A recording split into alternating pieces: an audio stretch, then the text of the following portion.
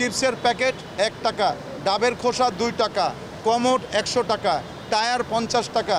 আমরা কিন্তু যারা নগদ জমা দিয়ে দিচ্ছে কাউন্সিল অফিসে তারাও কিন্তু হলো ক্যাশ টাকা পেয়ে যাচ্ছে।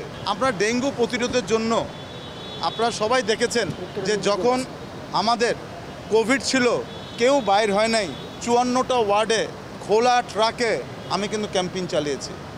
এইবারটা আমরা প্রত্যেকটি কাউন্সিলরকে প্রত্যেক মাসে ক্যাম্পিং করার জন্য 50,000 টাকা করে দেওয়া হচ্ছে। এটা 1 মাসের জন্য না, কিন্তু প্রত্যেক মাসের জন্য।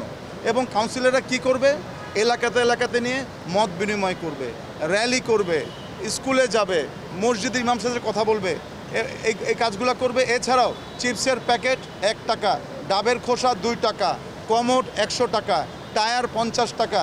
আমরা কিন্তু যারা নগদ জমা দিয়ে দিচ্ছে কাউন্সিল অফিসে তারাও কিন্তু হলো ক্যাশ টাকা পেয়ে যাচ্ছে।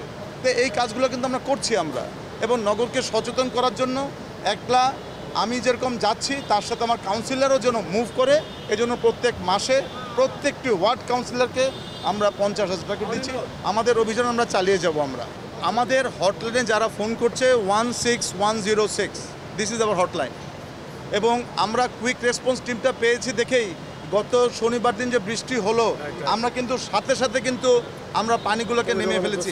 একটা হলো জলবদ্ধতা, আরেকটা হলো জলজট।